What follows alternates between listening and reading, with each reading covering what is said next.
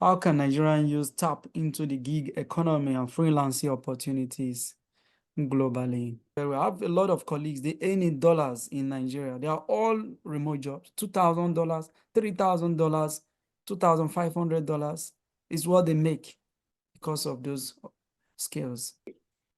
No, thank you. Great question. And you're right. And by the time like they translate or exchange whatever that amount is, it's a lot of money in Naira, right? That you may never see any company hire you for that amount. With a low bills to pay, unlike in Canada and in UK, where you earn your Thank you. £4,000 or $4,000 you Exactly. pay. You know, interestingly, long before this became, the trend, one of my best friends, she's actually been for as long as we did our NYC together. And since we finished, she's actually been working remotely from then, which was 2009 till now. That's what she's been doing. She's been working for a US company, living in Nigeria, earning good money, although she eventually had to leave because the infrastructure was not sustainable for the kind of work that she was doing. So really the opportunities are endless. There are a lot of freelancing platforms. I personally, for my business, sometimes I go there. So for instance, Upwork. I even tried to register myself there, but it was just too busy for me, right? There's Upwork, there's Fiverr, there's those kinds of places. There's also virtual administration work that people can do these days, right? You register yourself as a virtual administrator and administration staff professional, and we can reach out to people to say, I can do your administrative tasks for you for X amount. There's all these different opportunities, and these are all things that people can do, in from Nigeria, and they don't even have to leave, and they can earn dollars and have a good life for themselves, right? The other place that Mr. Sebe also mentioned is LinkedIn. LinkedIn is actually a very, very strong platform. I preach LinkedIn a lot, right? And fine, yes, for LinkedIn, there are a number of ways that you can leverage it. One, for networking.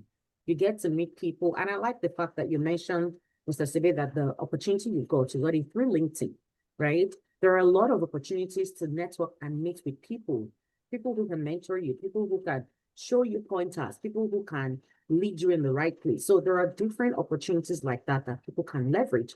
The other thing too is that for LinkedIn, for instance, so you can also go on LinkedIn and say, I do this work, I'm registered in Upwork, or I'm registered in Fiverr, or I'm registered in TopTal or whatever, or I'm registered as a virtual administrative professional. Here's a link to my business or whatever, and you can access me. And you can use that to also showcase what you do, the work that you do, and you can put yourself out there as a thought professional. So it can serve both as a visibility tool to enhance what people are already doing. It can also serve as a networking tool to reach people, and also serve as a place where you just go and showcase what you do. Plus, potentially, it can be a lead generator to access new clients or new opportunities too, right? Now, we've talked a lot about even people developing specific skill sets, including even the technical ones that I believe it was Mr. Emmanuel that talked about. There are online platforms that people can do these different things, right, to enhance the skill sets that they need. There are certifications on soft skills that people can take that help them learn and grow. So I know you asked a question around like digital platforms that can access for work, but I'm also sharing all these other pieces as well, because again, it is one thing to show up in these digital freelance platforms and say, I want to offer services. But if you don't know how to position yourself, you don't know the right skills to go along with offering those services, we don't want them to fall flat on your face. So that's why I'm taking the pain to also mention platforms that on one hand enhances your business, but also enhances you to grow. And at the same time, platforms where you can access some of these freelance opportunities.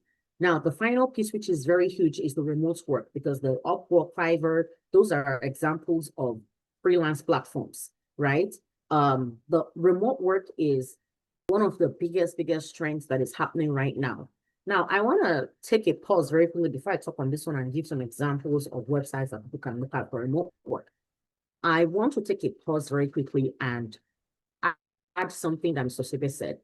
In his first round of answering questions, he mentioned mindset shift that needs to happen. There is a huge mindset shift that truly needs to happen. Not everybody will do remote work. Not everybody will live in Nigeria and earn dollars. Not everybody will do a white collar job. And I think we need to start letting people know that it's okay. Not everybody will do that. And if you find yourself, I appreciate that he said, now that he's in his off season from work and there was an opportunity like, okay, they said tar all the roads in Nigeria, right? That he would probably just take the opportunity to go there, get some more money by just putting himself to work. How many people are thinking about that, right? Not a lot of people will think that way. Unfortunately, not a lot of Nigerian youths tend to think that way. And that needs to shift. So having said all that, not everybody might do remote work, but for those who you can still try. And for those who land it or where to find it, there are websites, there are different websites for it. Just a couple that I know that I've worked, leveraged with clients that I have worked with in my business. We have like Remote OK, we have FlexJobs. FlexJobs is a very popular one. We have, I think, the 800-hour jobs, and we have like we work remotely. There are a lot of them actually, but those are some of the key ones that I know that I have worked with clients on to also access, right? And again, even on LinkedIn, like we mentioned earlier, even on LinkedIn, you can set services that you're offering. You can determine what it is, and then you position yourself, use it to, first of all, showcase what you do, but also use it to attract clients. So you don't even have to go through these platforms in and of themselves. They're good because they give you visibility. They give you a larger potential pool because people are constantly going to those places. I use Fiverr. People on Fiverr a lot, right? People are going there. So you can access some of these places even for remote jobs. So if it's jobs, those are some websites that people can check out. If it's freelancing, Upwork, Fiverr, those are some of the places that people can check out. But again, other places like LinkedIn, even Facebook, right? Even Instagram, even the TikTok that people are on oftentimes, there are opportunities that people can leverage. My cousin is in Nigeria. She just finished school, waiting for NYC. She started a business, and that business is growing. And what does she do? She sells candies, right? She sells candies. And guess what she's using as a marketing tool? TikTok. Now, that's how I like to see people use TikTok, right? Not just stand there and dance all day and do nothing and then what, right? It's the same tool, but see how she's leveraging that tool, right? So does she get income? Absolutely, yes. Does she still have fun doing her TikTok? Absolutely, yes. Who says they can't have both, right? What I don't like oftentimes is irresponsible use of these different platforms. Now, the one more thing that I'll say, and then one more thing that I'll say, and then I'll cap it is this. We've talked a lot about even just people developing some of these soft skills, and I want to appeal.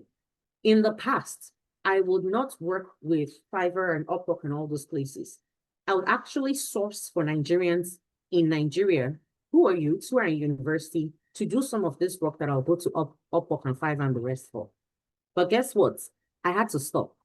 The level and depth of irresponsibility in how they work, zero customer service, zero problem solving. I don't know, maybe it was sheer bad luck. Maybe I was just not meeting the best of people.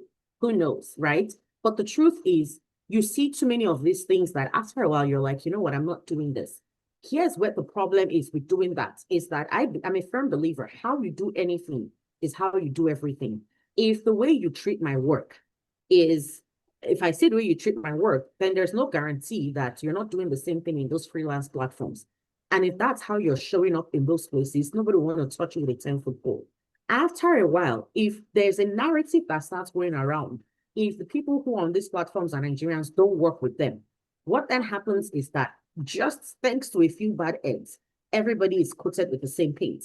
And now nobody wants to touch you anymore if they recognize that you're a Nigerian. So there's also that narrative that we need to collectively work together to protect against. So go on those platforms. You can find remote work. You can find freelance jobs.